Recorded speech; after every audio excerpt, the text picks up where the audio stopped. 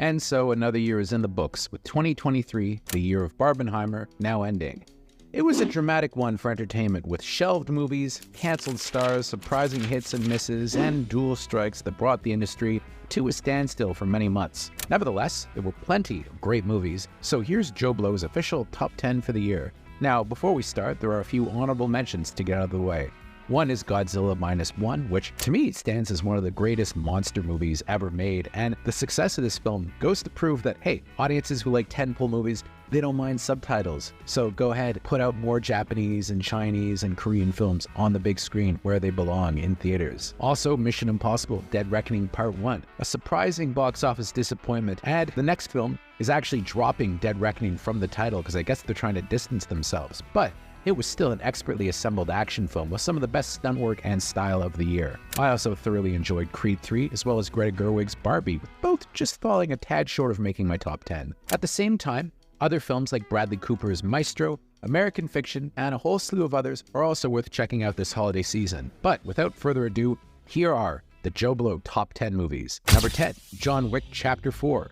While maybe it didn't need to push 3 hours, Chad Stahelski's fourth and potentially final John Wick film is an expert end, if indeed it's the end, to one of the best action franchises in recent memory. Keanu Reeves defies age and delivers a terrific physical performance in all aspects of this action film. However, the stole is somewhat stolen by Donnie Yen as Kane, the blind assassin sent after John Wick, and this, I have to say, is his best English language showcase by a long shot. You're going to die. Maybe not. Number 9 is Yorgos Lanthimos' Poor Things. Emma Stone delivers a truly fearless performance as a woman who's given a brain of an infant and has to quickly come of age in a Gonzos society that makes this eccentric period epic widely experimental and one of a kind. Truly, you're not going to see anything else even remotely like this in theaters this year, and it gives Willem Dafoe another classic role to play as her kind of sympathetic scientist creator. This is Mr. McCandles. Hello, Bella. Number 8 is Blackberry. Matt Johnson made one of the best Canadian films ever made with Blackberry, which charts the rise and fall of the Canadian tech company. Jay Baruchel and Johnson himself are excellent as two of the men behind the technology, but Glenn Howerton of It's Always Sunny in Philadelphia delivers one of the performances of the year as Jim Basile, the unscrupulous CEO who took the company for a ride. Boy, did he ever. There is a free wireless internet signal all across North America, and nobody has figured out how to use it. It's like the Force. Number 7 is Air, another true story. And this one centers around Nike's efforts to sign a young Michael Jordan to an endorsement contract that helped make them a behemoth. While the premise doesn't sound like it would lend itself to a wildly entertaining film, Ben Affleck's made a hilarious and humane movie that speaks to the rebel in all of us.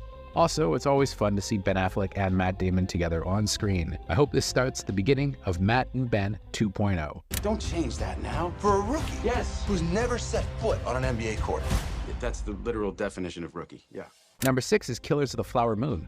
Martin Scorsese's fact-based account of the Osage murders has seemingly made more headlines for its length than the quality of the film itself. It's a superb, unique accounting of one of the cruelest crimes in American history. Leonardo DiCaprio and Robert De Niro are masterly in their portrait of the banality of evil, but at the same time, Lily Gladstone gives voice to the voiceless as Molly Burkhart in an amazing performance, with her playing one of the few survivors of this terrible conspiracy.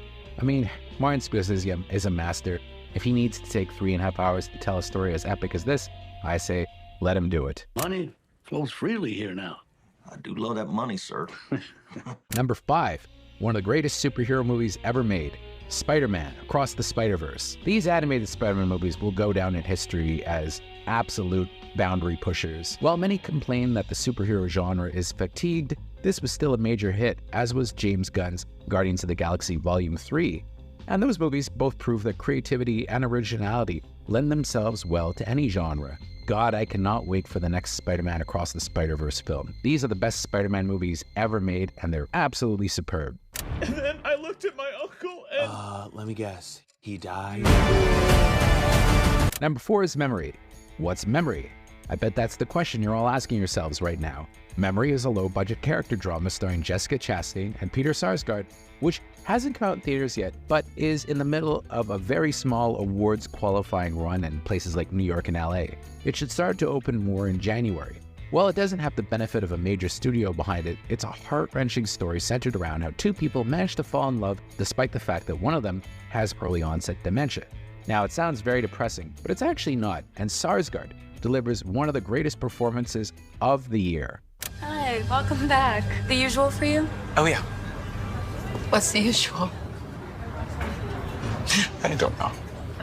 You know, No. do you remember her? No. Number 3 is Oppenheimer. Part of me likes to think that the fact that Christopher Nolan's 3-hour movie about the father of the atomic bomb will lead to a comeback for movies made for adults, I don't know, it could be a one-off. Even if it is, though, Nolan's made one of his best films with Cillian Murphy's performance in the title role a highlight in an already brilliant career. Somebody said something interesting. You know how superhero movies always have post-credit sequences? In some ways, the story of the atomic bomb does have a post-credit sequence. We just happen to be living in it. Are we saying there's a chance that when we push that button, we destroy the world? Chances are near zero. Near zero. What do you want from theory alone? 0 would be nice. Number 2 is The Iron Claw. The Curse of the Von Erichs is one of the saddest stories in wrestling, and Sean Durkin's A24-produced account of their lives is absolutely a masterpiece. Zac Efron, Jeremy Allen White, and Harris Dickinson will break your heart in this sad but ultimately hopeful story of the bonds of brotherhood. And also, it's just fun to watch a movie about wrestling in the 80s, isn't it? It is such a good film, and I hope it's a hit. We're here to restore justice to the Wrestling Federation that our father built with his own 2 hands. The hands that were passed down to us. The hands that will deliver the Iron Claw to you. And now it's time for number 1, which is The Holdovers. Alexander Payne's first film in several years is a new Christmas classic, with Paul Giamatti getting the role of a lifetime as a crusty teacher at a boys' prep school in 1971 who's forced to look after the kids whose parents don't want them back for the holidays. It's a touching, empathetic, heartwarming, hilarious, and defiantly R-rated and old-fashioned film.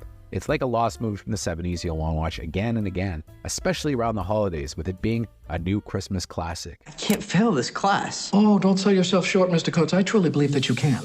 So, those were our top 10. Of course, I'm sure we've left off many great movies, so make sure to let us know in the comments what we missed, because that's the beauty of lists like this.